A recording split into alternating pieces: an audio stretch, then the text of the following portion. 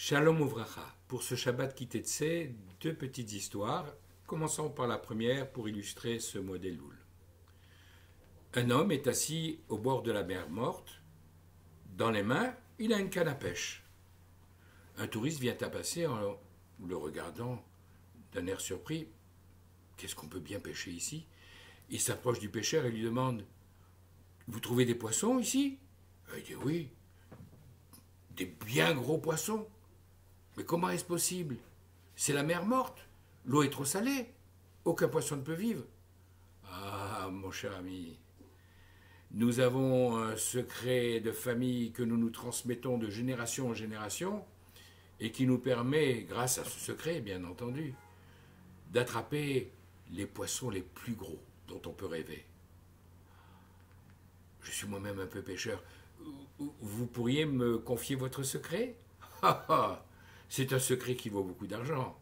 Vous ne croyez pas que je vais vous le donner comme ça gratuitement? Si vous êtes prêt à payer 350 €, je vous communiquerai mon secret. 350 €, c'est une belle somme, dites donc. Vous faites des réductions? Pas question de faire des réductions. Par contre, ce que je peux vous rajouter, c'est vous dire que grâce à ce secret, vous ferez des pêches merveilleuses, non seulement dans la mer morte, mais dans toute étendue d'eau. Par exemple, dans votre propre baignoire à la maison. Intrigué, et devant cette perspective, le touriste sort les billets de sa poche, les remet au pêcheur, et lui dit: alors, c'est quoi votre secret? Et avec un grand sourire, le pêcheur de lui dire: mon secret, c'est que vous êtes le 3e gros poisson à tomber dans mon piège depuis ce matin. Cette histoire illustre les stratagèmes utilisés par le Yetzer Hara, le malin, le mauvais penchant, pour nous faire croire que les choses les plus terribles, les plus méprisables, sont tellement merveilleuses, et nous faire tomber dans son filet. Alors, y a-t-il moyen de s'en sortir, ou une fois qu'on est tombé, d'en échapper? Écoutez cette deuxième histoire. À une époque où le système éducatif n'était pas ce qu'il est aujourd'hui, les parents les plus fortunés confiaient leur enfant à un précepteur qui était chargé de leur apprentissage.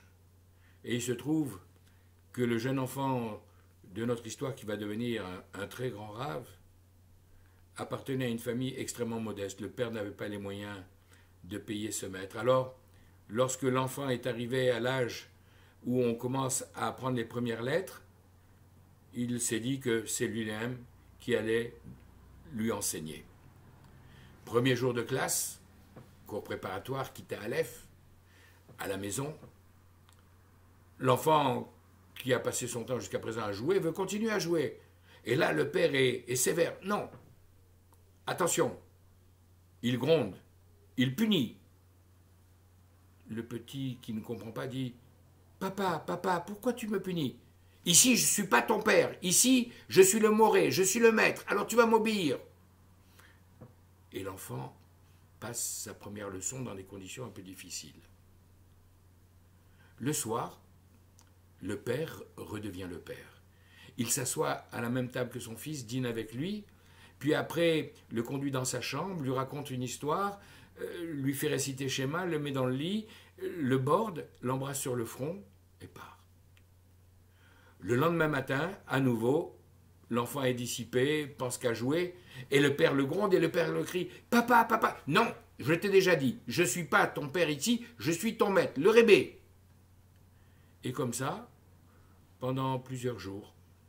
Si bien qu'un soir, une fois l'histoire racontée, l'enfant dit: je peux te poser une question? Il lui dit: bien sûr. Ce soir, est-ce que tu es mon père ou est-ce que tu es le rébé? Avec un grand sourire, le père dit: mais je suis ton père, naturellement. Il dit: papa, alors je voudrais te demander quelque chose. Est-ce que tu pourrais parler à mon maître pour qu'il me crie moins et qu'il me punisse moins? Cette histoire illustre ce qui se passe pendant ce mois de Elul. Chodesh Aslichot Ve'arachamim. Le mois où on adresse à Dieu des supplications, parce que c'est le mois de la miséricorde. Comme on le répète 2 ou 3 fois par jour dans ce verset qui termine le psaume numéro 20, Adonai Oshia, Dieu de miséricorde, délivre-nous. Amelech, toi qui es le roi. Ané-nous, réponds-nous. Beyom Korenu, le jour où nous t'interpellons, nous t'appelons, nous adressons à toi. Ce verset, c'est effectivement l'illustration de ce mois de Elul que Dieu nous a donné par anticipation au mois de Tishri avec Rosh Hashanah dès le début, le jour du jugement. On s'adresse à Dieu pendant ce mois au travers des slichot en lui disant Adonai Oshia, éternel, toi Dieu de miséricorde, délivre-nous, Ameler, pour que le jour où on va se trouver devant le roi qui sera assis sur le trône du jugement, le jour de Rosh Hashanah, Ya'anenu Beyom Korenu, intervient auprès de lui pour que ce jour-là, il nous réponde au jour où on va s'adresser à lui. Si nous agissons ainsi, si nous savons profiter de ce mois de Elul pour faire ce qui est nécessaire, pour nous réveiller, pour faire teshuva, pour corriger ce qui doit l'être, alors nous arriverons le jour de Rosh Hashanah à obtenir un jugement favorable pour nous et pour nos familles et pour tout le peuple d'Israël. Amen. Shabbat Shalom, Bechol Tuv, Bracha Be'atzlacha.